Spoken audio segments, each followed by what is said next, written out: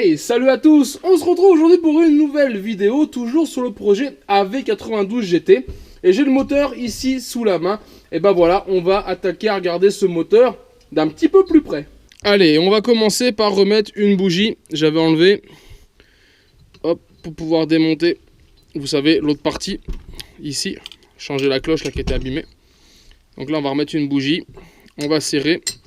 Et on va tester la compression de mémoire. Il comprime pas de ouf. En fait, c'est pas il a pas de compression, c'est qu'on dirait qu'il doit être encrassé ou collé. Vous voyez, j'ai du mal à le tourner comme si c'était collé, que c'était plein d'huile et tout. Donc ce qu'on fait, c'est qu'on va l'ouvrir. En plus, on voit ici que l'écrou, il est là. Il n'est pas vissé, donc soit il s'est dévissé, soit le filetage est mort. Donc là, clairement, on tombe le pot et on ouvre le moteur. Donc on enlève la bougie que je viens de mettre et que je range tout de suite parce qu'elle est bonne. Comme ça, je la chercherai pas si j'ai besoin. Et donc on va venir ici déculasser.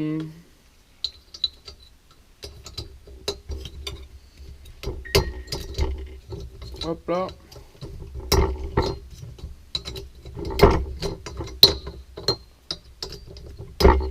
Et hop là.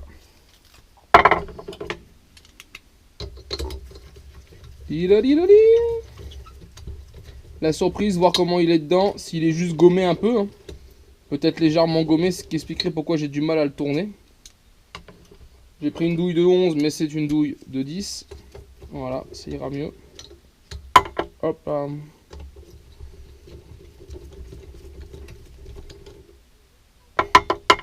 Et 3, et encore un. Hop là. Et donc là, voilà. Hop, on fait attention aux rondelles. Bon, c'est pas vilain. Un petit peu de crasse ici, alors, au niveau du décompresseur. Bon, c'est pas méchant, méchant.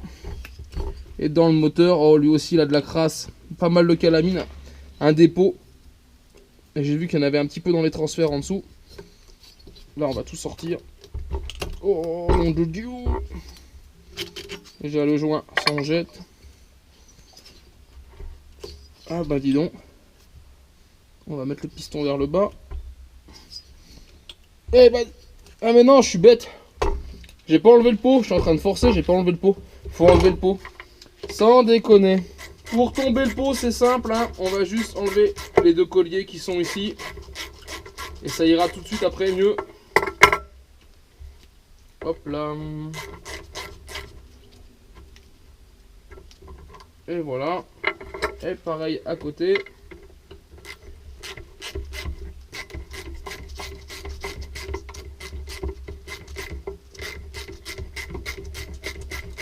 J'essaye de faire vite les amis, que ça soit pas trop long pour vous en vidéo. Et voilà. Hop. On veut bien sortir la vis, voilà, c'est bon. Yeah.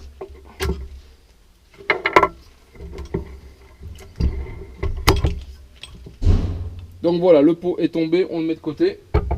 Et on va pouvoir venir maintenant enlever notre cylindre.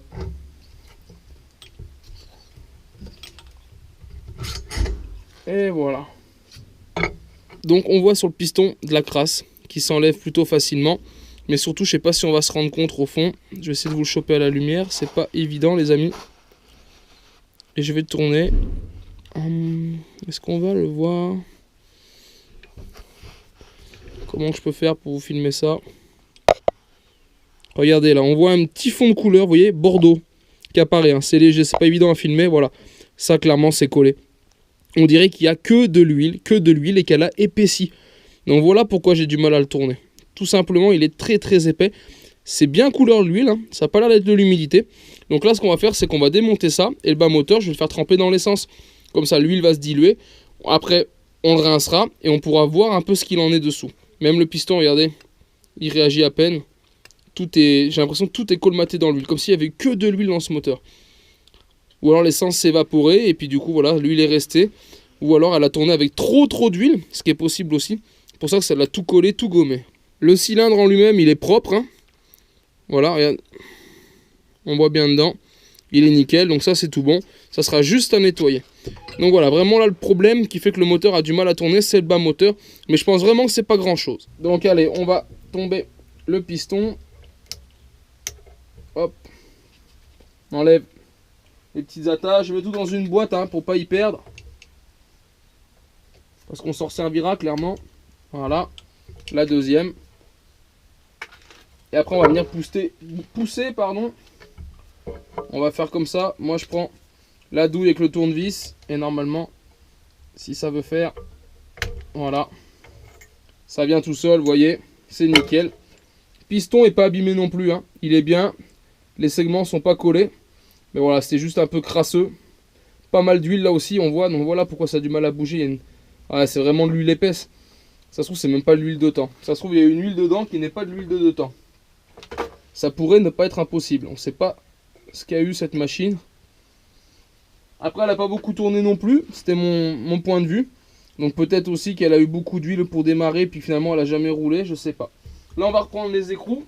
On va faire écrou contre écrou. Et on va démonter les 4 goujons. Voilà, écrou contre écrou. Et après, on desserre l'ensemble avec la clé. Et puis ça vient. On repère. Hein. La partie là, lisse, est un petit peu plus petite en bas qu'en haut. Voilà, pour se rappeler le sens. Si on a un doute, on fait une photo avant. Allez, maintenant, je vais refaire ça encore 3 fois. Allez, les goujons enlevés. On enlève le joint là qui va vraiment bien. Pour le coup, ça c'est top. Voilà. Et je vais aussi tomber la boîte à clapper qui est ici. Hop. Comme ça, je l'inspecte en même temps. Ça mange pas de pain, comme on dit. Je pense vraiment que ce moteur a pas souffert. Il a une belle couleur. C'est pas la couleur de la rouille. C'est vraiment un rouge sombre. On dirait vraiment de l'huile. C'est le premier que j'ai comme ça.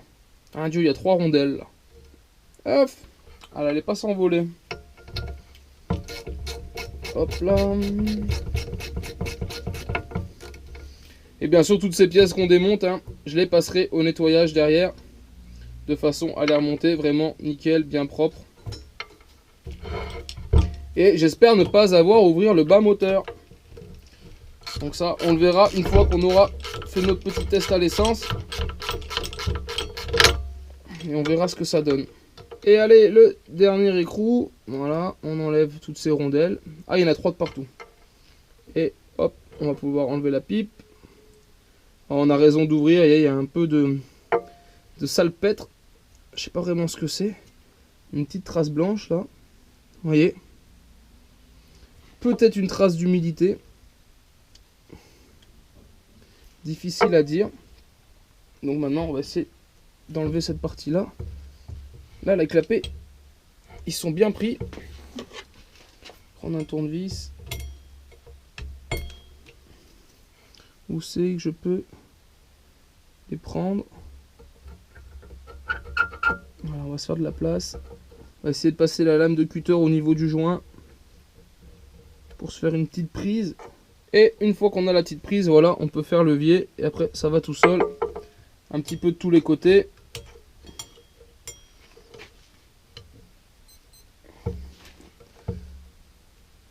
Allez. Voilà, on y arrive. Et donc les voilà. Ils sont pas très beaux. Regardez. C'est marrant, c'est tout brillant. Comme du salpêtre, je sais pas ce que c'est. Voilà, clairement, faut les changer, vous voyez. Même quand on les ouvre ici, je sais pas si on se rend compte sur la caméra, il y a du dépôt là à l'ouverture. Ça, c'est quelque chose, si on veut les mettre en route, là, on voit le jour. Clairement, c'est plus étanche. Ça, c'est clapé, on change direct. Ça, c'est poubelle, on garde pas. Du tout. Du tout, du tout, du tout. Sinon, cette partie-là, elle est plutôt propre. Donc ça, c'est cool. Alors, c'est pas de l'essence pure, hein, c'est déjà de l'essence avec un peu de mélange. Mais c'est pas grave. C'est juste pour en avoir le cœur net. On remplit, mais on s'arrête à la boîte à clapper. Sinon, ça va déborder. Voilà. Dans un premier temps, puis après, on viendra l'étancher.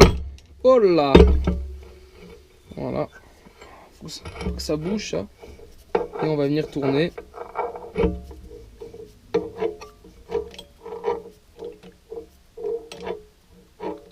Et voilà, déjà, ça va tout de suite mieux. Juste avec un petit peu d'essence, on voit qu'on a gagné en facilité. Bientôt, je vais pouvoir y arriver qu'avec la bielle. Voilà, parfait.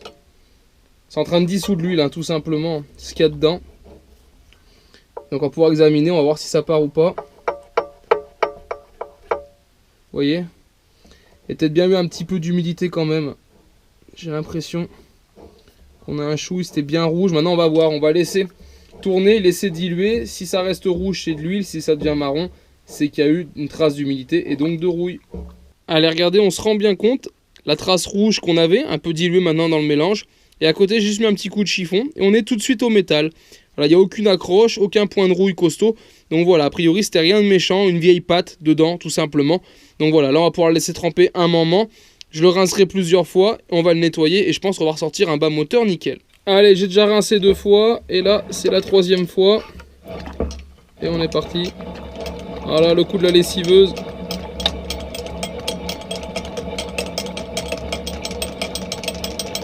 Pour être sûr d'enlever toute l'huile, c'est bien de l'huile, hein. Je vais vous faire voir après sur un tournevis.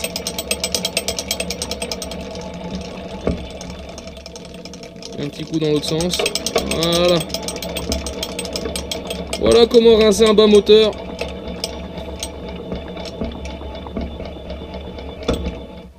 Ah, nickel. Et si on regarde dedans, il a déjà meilleure mine, hein, les amis. Il n'y a pas photo. Et je voulais vous faire voir où c'est qu'il est. Voilà. Voilà ce qu'il y avait dedans. J'en ai mis un petit bout là, ici. Regardez. Si je prends avec mes doigts, regardez comme ça colle. Vous voyez les filaments? Ça fait le filament. Voilà, c'était cette pâte là qui était dedans. Vous voyez? De l'huile bien épaisse. Allez, regardez un peu ça. Je viens de le vidanger pour la 3e fois. Regardez comme c'est nickel. C'est tout propre. C'est tip top. On n'a pas de jeu sur la bielle, 0. Un petit peu en translation, c'est normal. Mais de haut en bas, on n'a rien. Donc ce bas moteur est bon. Il a vraiment pas forcé. Il était juste vraiment bien dégueu. Et ce qu'on va faire maintenant, c'est que je vais venir mettre de l'huile dedans. Maintenant que je l'ai rincé, je vais balancer un petit peu d'huile. Donc là, c'est de la 100% synthèse. Je vais en mettre un petit peu de partout, le refaire tourner. Voilà, comme ça, le bas moteur sera bien huilé. Donc voilà, j'ai bien mis de l'huile partout. Je vais enlever mon surplus ici. Voilà, parfait. Pour avoir le plan de joint qui soit nickel, propre. Donc ça, c'est bon. Donc voilà, là, il y a trop d'huile, hein, clairement. Mettre de l'huile comme ça, c'est bien, hein, c'est cool.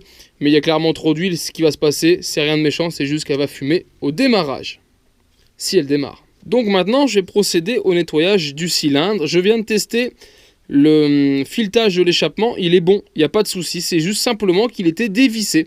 Voilà, tout simplement. Donc voilà, ce que moi je vais faire, du coup, là, c'est entièrement nettoyer cette partie-là. Nettoyer aussi la culasse, voilà, nickel. Et le piston, comme ça, on pourra déjà remonter le moteur. Et puis après, bien sûr, il restera un petit peu d'esthétique à faire sur le bas moteur. Je pourrais le faire maintenant, mais je le ferai après. Il y a juste un petit peu de gras, mais ça, c'est rien de méchant. Un petit coup de nettoyant, ça va partir. Et il sera tout beau, tout propre. Allez, voilà, toutes mes pièces sont nettoyées, hein, regardez, c'est nickel. J'ai tout nettoyé.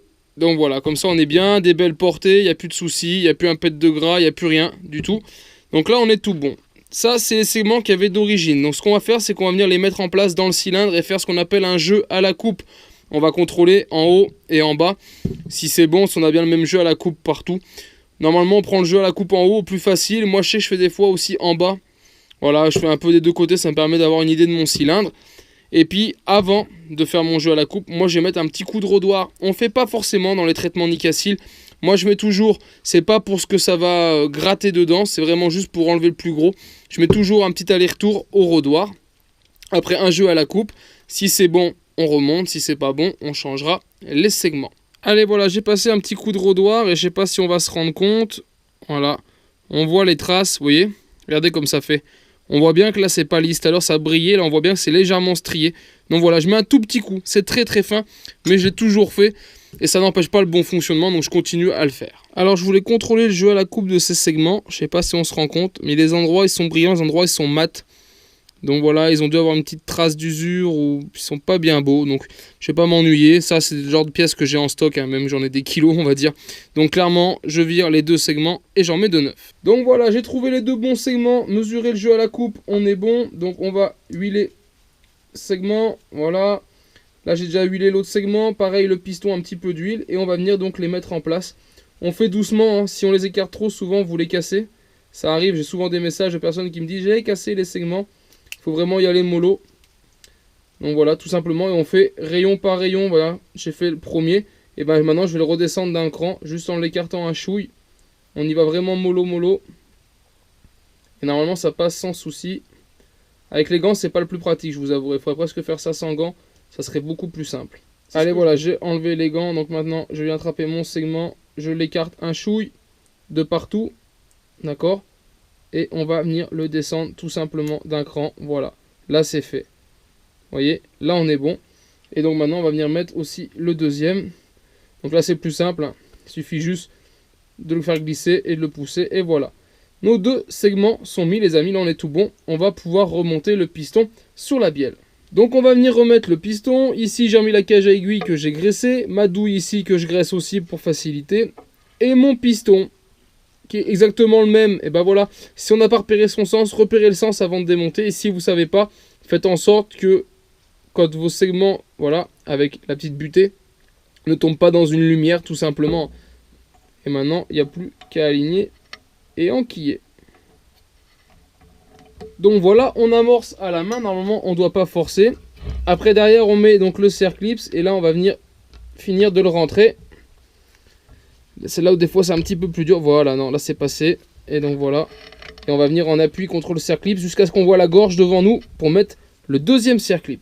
Allez, maintenant que le piston est en place, on va venir remettre ici les 4 vis, les 4 goujons, d'accord, avant de pouvoir remettre le joint et le cylindre. Donc bien sûr, je les ai préalablement nettoyés et voilà, et on va venir les remettre. Au début, on peut les visser à la main et on fera pareil la technique d'écrou contre écrou pour venir les serrer correctement.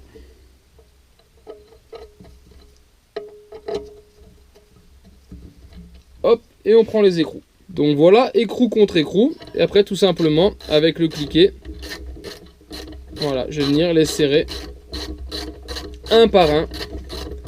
Et comme ça, c'est simple et on n'abîme pas le goujon. Voilà. Là, on est bon, on serre. Et voilà. Et on refait ça maintenant encore 3 fois. Maintenant qu'on a remis les goujons, on prend un joint moteur. Voilà. Il y a tout ce qu'il faut ici dans ma petite boîte à malice. Donc, on va simplement trouver le bon joint. Voilà. Un rond en 3 transferts. Donc voilà. Non, c'est pas celui-là encore. Donc voilà, faut fouiller. Et le bon va sortir. Allez, voilà. J'ai trouvé mon bonheur. Et on va aussi en profiter. Hop.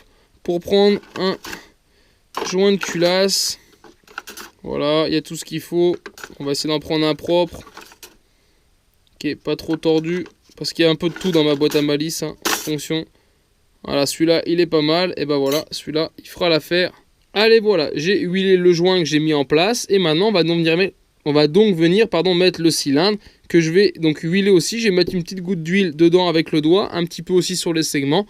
Voilà, et on va pincer le piston ici et les segments et emboîter le cylindre. Donc voilà, on passe les deux segments et après on est bon. Donc là, on va venir tenir, hein, je le ferai avec les deux mains pour pas que le piston redescende et on va descendre le cylindre tout simplement dessus.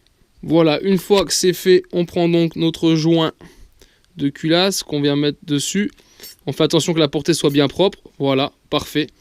Et donc après, on va venir mettre ici tout simplement notre culasse dessus.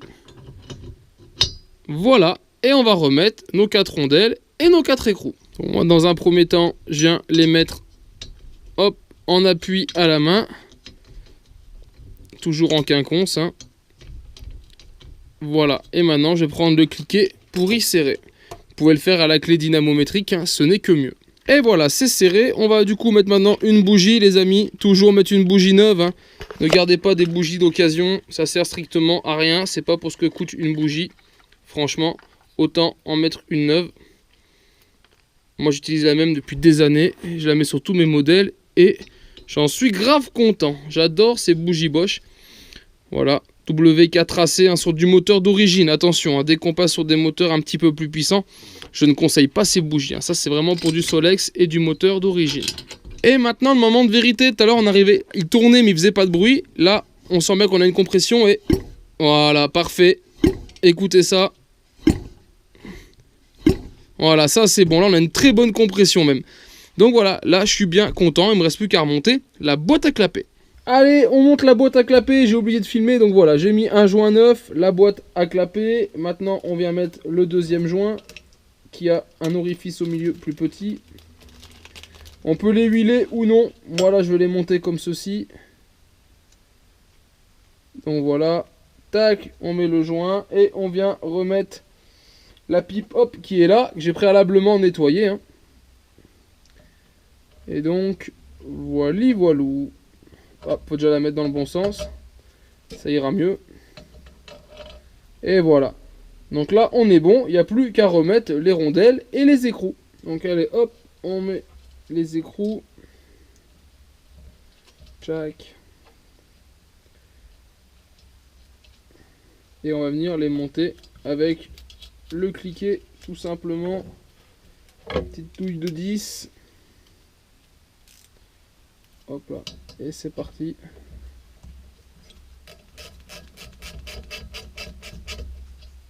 Yes, c'est bon.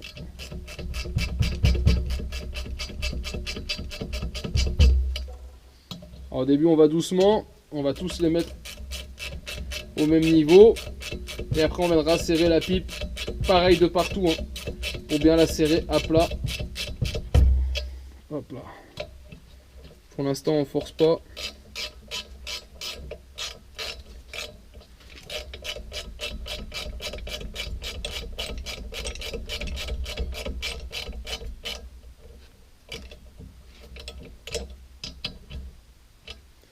Et le dernier, lui, on va le faire à la clé. Si vous avez des petites clés comme ça à œiller, c'est pareil, c'est comme le cliquet, mais en mieux, ça passe là où le cliquet passe pas, parce que c'est moins épais.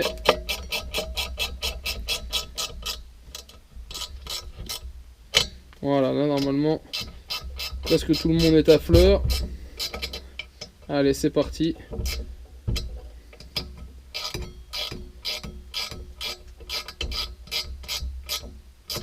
Voilà, et on fait le tour comme ceci pour serrer de façon homogène partout. On peut faire là aussi avec une clé dynamométrique ou alors on peut le faire à l'œil.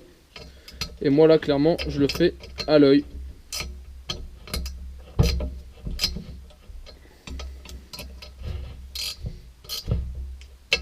Et voilà. Et donc voilà les amis, on en a fini avec le moteur. Maintenant il me restera un petit peu d'esthétique à faire, à nettoyer on va dire l'extérieur du bas moteur, voilà que je n'avais pas fait.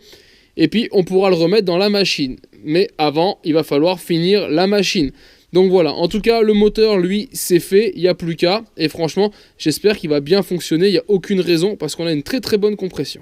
Voilà les amis, j'espère que cette vidéo révision sur le moteur de la V92 GT vous a plu. Si c'est le cas je vous invite à partager et liker la vidéo. Et on se retrouve donc en attendant sur ma chaîne 100% mobilette Youngtimer pour d'autres vidéos tuto et présentations. Et en attendant, ciao ciao.